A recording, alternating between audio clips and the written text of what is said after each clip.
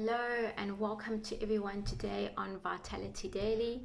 What I'm going to discuss today is something that is important and perhaps not fully understood.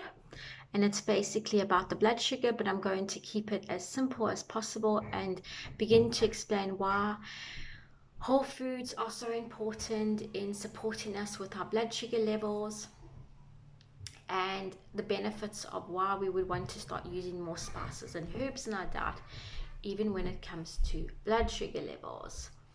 But before we even begin to understand why we would want to use whole foods and herbs and spices to support us, it is important to understand a little bit about how the body functions and how it works. So to keep everything simple, I'm going to keep everything really basic when I'm explaining, and it's important to maybe go over some terminology. And the terminology I want to specifically go over is the glycemic index. What is the glycemic index, and what is the state of homeostasis? If you read books on physiology, you would be aware of what it means, but if you haven't, you may not fully know what that word means. So let's go into what does glycemic index means. Glycemic index is basically a term that shows us a form of measurement to show us how high a food may cause a spike in the blood sugar level. So if you eat, for example, a high confection, well, if you eat a food that is confectionery, labeled as confectionery with sugar, if you eat a food that has got a high sugar content, it could be any type of processed food. I think of normal biscuits, normal sweets, that will cause a very great spike in the blood sugar level, and this food will be labeled as having a high glycemic index number. But perhaps you eat something else, like let's say you have a bowl of couscous, whole grain couscous, or you have something that's like you have some lentils or beans, or you have any food that's got a more of a high protein and fat content, very low sugar content, it won't cause such a high spike in the blood sugar level, and that is great as well. What else may cause spikes in blood sugar is also your stress levels. The more stress you have, if you do experience stress, it can cause a bit of a spike in the blood sugar level. We need more sugar in the blood to give us that burst of energy, because remember, glucose feeds our muscles. So when we are stressed, we want that burst of energy so we can handle the stressful situation. So let's imagine now what your blood sugar levels are, how they've been measured when you're eating something. So you've gone and eaten, let's say you've gone and eaten a cake, and you really enjoyed the cake, and it was just a small piece, but anyway, so there was your blood sugar level there. It does have a degree of variability, your blood sugar. That's normal. It's not fixed in a straight line all the time. These orange lines here are basically the healthy window state. So you ideally want to try and keep it within that healthy window state. But anyway, there's your blood sugar level. You went and ate the piece of cake. It was really high in sugar. It tastes really yummy perhaps, but there it went really, really high. Now, your blood sugar level at this time could be stated as being hyperglycemic, meaning it has a high degree of sugar content in the blood. It's not a healthy level to be within, because you can see it falls out of the range. So the body responds, and this is natural. It releases hormones to help bring it down again, and there you go again. You're nice and stable again. You're within that healthy range. That's all well and good. Then perhaps the next day, you don't eat any cake. You're trying to be healthy as you can. You experience some stress there. You were driving. You can see a bit of a spark. There's a little bit of stress, and you carry on. And you went and had a nice meal. Perhaps you had a bowl of soup, and it was full of vegetables, and it was a really nice home cooked bowl of soup. You can see the blood sugar went up a bit.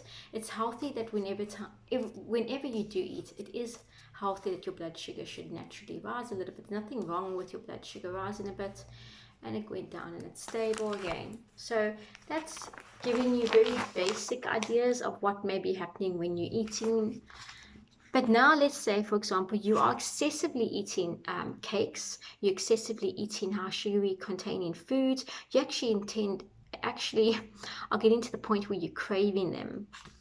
So perhaps say you are, yeah, well, you normally were healthy and all that, but you have been excessively eating these high sugar containing foods, and once again, it goes up too high. But now your body is it's like reaching a state where it realizes it needs to excrete higher degrees of hormones to help bring it under control. But now it excretes too many hormones, and it does this not to be ugly to us, but in a way to try and help us, because it feels really overwhelmed and stressed by all the demands we are making on it to bring down this blood sugar level.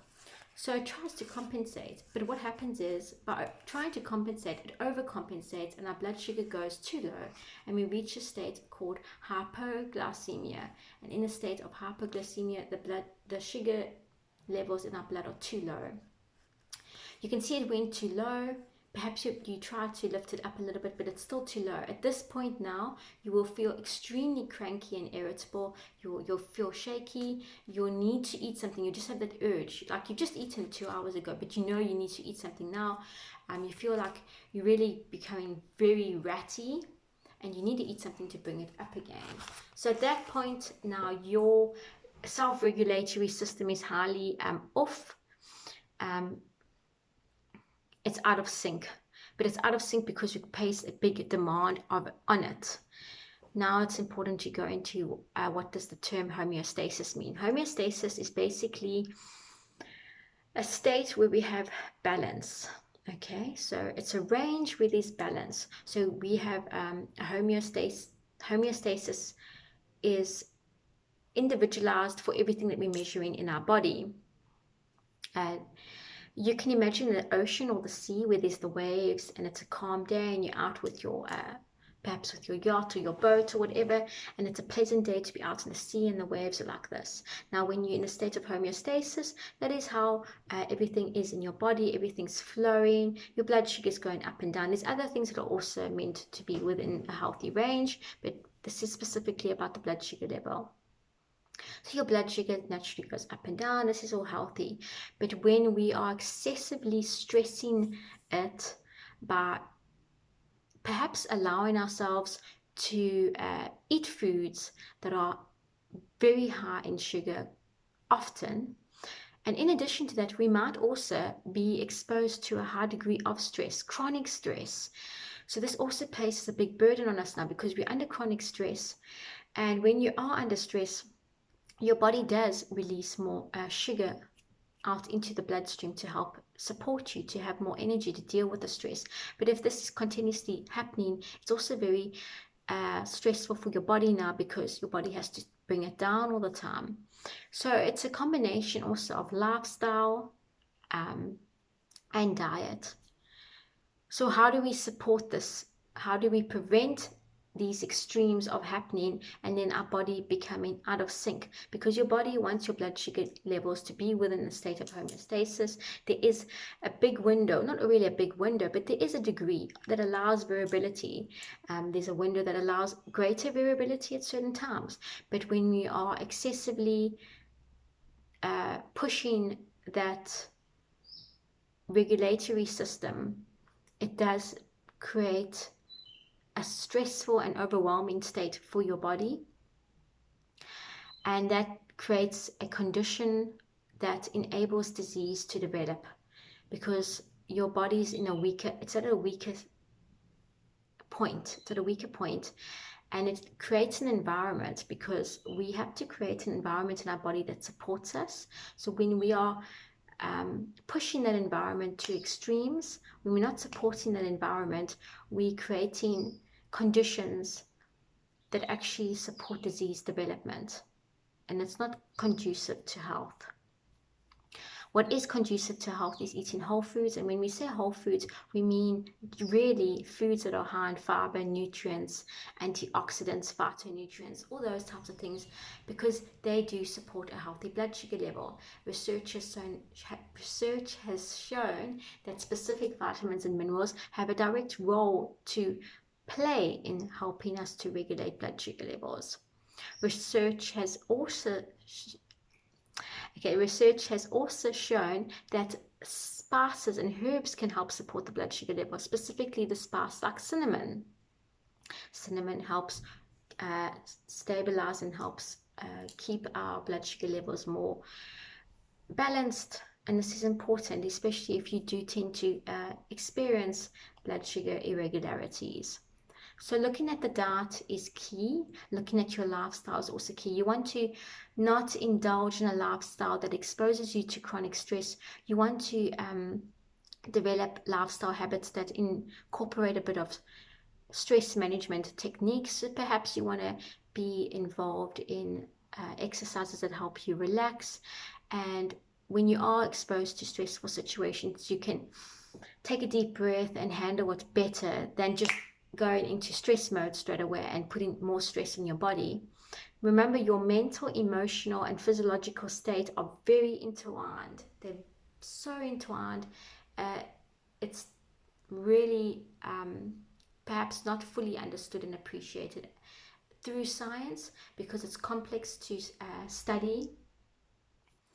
So when we're looking at supporting the blood sugar level, it does come down to our lifestyle, not only what we are eating, but when we are looking at the diet, we can know that whole foods support us. Foods with a high fiber content and nutrient content, like for example, lentils and beans, have been shown to also support healthy blood sugar levels because they help keep it stabilized. We want to eat foods that do that. We want to eat foods that have a moderate to low glycemic index.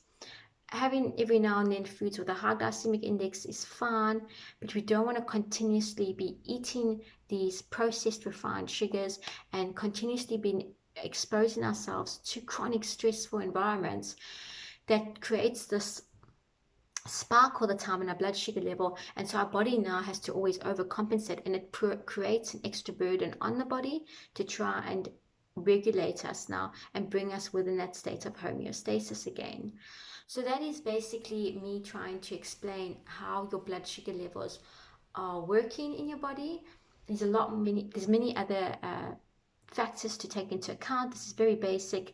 When you do have very advanced stages of blood sugar imbalance, you will develop diabetes, specifically, or most usually type 2 diabetes, and you may need to take tablets, and in advanced stages you may need to even be injected with insulin, and that becomes quite serious now, because that extreme of low and high blood sugar, when it becomes very extreme, it's very dangerous to our health, and it can be so dangerous if it's allowed to go too high or too low.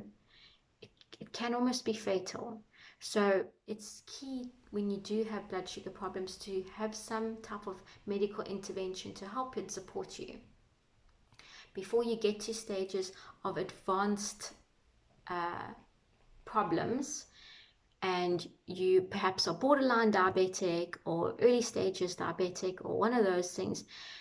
Really do some research and find out what you can do. Even if you are advanced stages of being diabetic, you can still do certain things to help support you.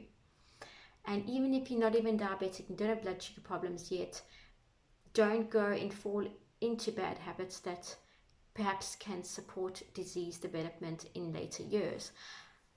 So this is one way how our lifestyle and our dietary choices do affect our health, and it's specifically focusing on the blood sugar levels. So if you have any other questions in the future, you're welcome to message me, and I will answer them and keep it as simple as I can, so that it's able to be so you can begin to understand it and perhaps take steps to help you in your life to live a healthier life. So take care and keep well, and I will chat again soon.